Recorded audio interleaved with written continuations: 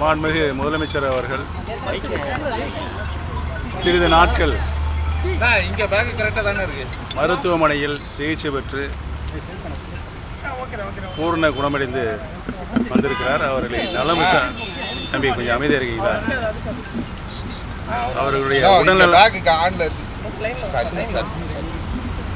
உடல்நலம் பற்றி விசாரிப்பதற்காகத்தான் மரியாதை நிமித்தமாகத்தான் அவரை இன்றைக்கு நான் சந்தித்தேன் என்பதை தெரிவித்துக் கொள்கிறேன். அதோடு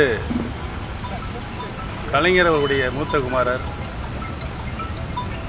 முக முத்து அவருடைய மறைவை பற்றியும் நான் விசாரித்தேன். வேற என்ன சொல்லுங்க? அரசியல் நிமித்தமான ஏதாவது அரசியல் நிமித்தமாக எந்தவித பேச்சுவார்த்தையும் நடத்தவில்லை. சரி, நீங்க பாஜக காலையிலே சந்திச்சது வரை ஓகே, மறுபடியும் ஒரு முதலமைச்சர் நேரடியா வந்து சந்திக்கிறீங்க, அது வந்து அரசியல் பின்புலம் இதுல இருக்கு அப்படின்றத சொல்றாங்க. மரியாதை நிமித்தமாக அவருடைய உடல்நலம் பற்றிய விசாரிப்பதற்காக மட்டுமே இந்த சந்திப்பு நடைபெற்றது என்று தெரிவித்துள்ளது. பாரதிய ஜனதா கூட்டணியிலிருந்து இன்னைக்கு வாக் அவுட் பண்ணியிருக்கிறீங்க. தேசிய ஜனநாயக கூட்டணியிலிருந்து எல்லாருக்கும் முழு மனதோட இந்த முடிவு எட்டப்பட்டதா? இது நீங்கள் கேட்கின்ற கேள்விகள் அனைத்திற்கும் காலையில் அனைத்து இந்திய அண்ணா முன்னேற்ற கழகத்தினுடைய தொண்டர்கள் உரிமை மீட்பு குழுவினுடைய அரசியல் ஆலோசகர் அத்தனைக்கும் பதிலளித்து விட்டார். உரிய பதிலை அளித்திருக்கார். எதிர்காலத்தில் திமுகவுடன் கூட்டணி வைக்கக்கூடிய வாய்ப்பு இருக்கா, அல்லது அதை ஜெயலலிதா அவங்களுடைய முடிவுப்படி தீய சக்தின்னு தான் பார்க்குறீங்களா? எதிர்காலத்தில் அரசியலில் நண்பர்களும் இல்லை எதிரிகளும் இல்லை என்ற நிலைதான் கடந்த கால வரலாறு. எதிர்காலத்தில் தேர்தல் நெருங்கின்ற போது எதுவும் நடக்கலாம். அப்போ கூட்டணிக்கான சந்திப்புன்னு கூட எடுத்துக்கலாம். உங்களுடைய யூகம். இல்லை, நீங்கள் தானே சார் சொன்னீங்க அரசியலில் நண்பனும் இல்லை எதிரி இல்லை. அது நடந்துக்க எல்லாரோடையும் கூட்டணி அமைச்சிருக்காங்க, தேர்தல் இருக்காங்க, ஜெயிச்சிருக்காங்க, தோல்வி கண்டிருக்காங்க. அது நடைமுறையில் ஜனநாயகத்தில் நடந்து தானே இருக்குது. நீங்கள் பாஜக கூட்டணியிலிருந்து வெளியேறி இருக்கிறீங்க. உங்ககிட்ட பாஜக தலைவர்கள் தொடர்ச்சியாக பேச முற்பட்டாங்க. பாஜக கூட்டணியிலிருந்து இதுவரை யாரும் இல்லை. சரி, உங்களுடைய மதிப்பு புரியாம அவமானப்படுத்தியதா பாக்குறீங்களா? அப்படியெல்லாம் இல்லை. ஏன் இந்த கூட்டணி? எனக்கு ஒரு சுயமரியாதை இருக்கிறது. எனக்கென்று ஒரு சுயமரியாதை இருக்கு. அரசியலில் நான் மாண்புமிகு அம்மாவிடம் 25 காலம் நேரடி பார்வையில் பணியாற்றியிருக்கிறேன். அரசியல் ரீதியாக, கட்சி ரீதியாக அனைத்தும் எனக்கு தெரியும். இல்லை, இப்போ பாஜகவோட விலகியது வந்து உங்களுக்கு வருத்தமா இருக்கா, இல்லாட்டி சரியான முடிவு? இன்றைய கால சூழ்நிலையில் எனக்கு ஒரு வருத்தம் இருக்கிறது. என்ற வருத்தம் என்று சொன்னால்,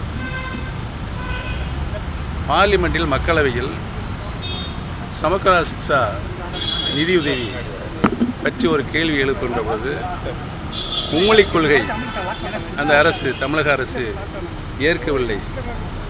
அதனால் தான் நாங்கள் அந்த நிதியை நிறுத்தி வைத்திருக்கிறோம் என்று சொல்லுகின்ற ஒரு சூழ்நிலை இன்றைக்கு இருக்கின்ற கல்வி அமைச்சருக்கு இருக்கிறது.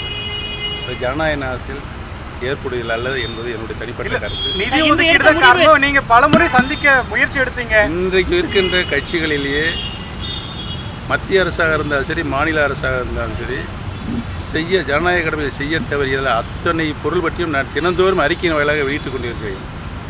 ஆனால் இப்போ சமீபத்தில் இதுதானே கண்டன அறிக்கையாக பார்க்க முடிஞ்சது. எது நிதி? அது நீங்களா உருவப்படுத்துறது இல்லை, ரொம்ப நாள் பிரச்சனை. அறிக்கை மட்டும் மாநில சுயாட்சி, மாநிலத்துடைய பங்கீடு பல்வேறு விஷயங்கள்ல முதலமைச்சர் குறிப்பிட்டிருக்காரு, கண்டனம் பண்ணிட்டு. அது குறித்து நீங்க சொன்னீங்களா? தொடர்ச்சியான தமிழ்நாடு அரசு எடுக்கக்கூடிய நடவடிக்கைகளுக்கு நீங்க உறுதுணையா? இல்லை, மக்களை பாதிக்கின்ற விஷயங்கள் எதுவாக இருந்தாலும் மத்திய மாநில அரசை நான் கண்டித்து அறிக்கை விட்டுக் கொண்டிருக்கிறேன்.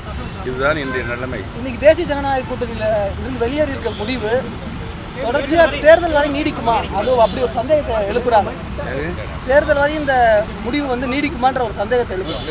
நல்ல கவனிச்சு பின்னால் திரும்பி பார்த்தீங்கன்னா, நாடாளுமன்ற தேர்தல் யார் முதலமைச்சராக வர வேண்டும் என்று நடைபெற்ற தேர்தல், அந்த தேர்தலில் திரு எடப்பாடி பழனிசாமி யாருடன் இருந்தார்? தேசிய அளவில் ஒரு ஜனநாயக ஒரு கூட்டணி அமைக்கின்றார். மாண்புமிகு பாரத பிரதமர் பக்கத்தில் உட்கார்ந்து அழைக்கிறார். ஒரு வாரத்தில் என்னாச்சு? போயிட்டாரு. அந்த தேர்தல் தனித்தனி என்னங்க இப்போ ஒன்று சேர்ந்துருக்காங்க. வாழ்த்துக்கள். சரி, இப்போ திமுகவுடன் கூட்டணி வைப்பீங்க அப்படின்ற ஒரு முடிவுக்கு வரலாமா சார்? இல்லை, அதை மறுத்துருவீங்களா? சுயமரியாதையிலே அதிமுக பாஜக கூட்டணி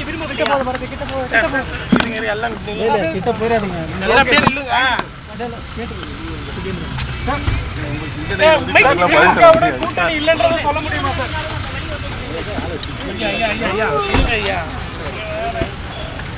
நான் சொல்லாத கருத்துக்களை நான் என் சிந்தையில் உதயாத கருத்துக்களை நீங்களா சொல்லிக்கிட்டு நீங்களா டிபேட்ல போய் கலந்துக்கிட்டு நீங்களா பேசிட்டு அதுக்கெல்லாம் நான் எப்படி பதில் சொல்ல முடியும்? நன்றி, வணக்கம், வாழ்த்துக்கள்.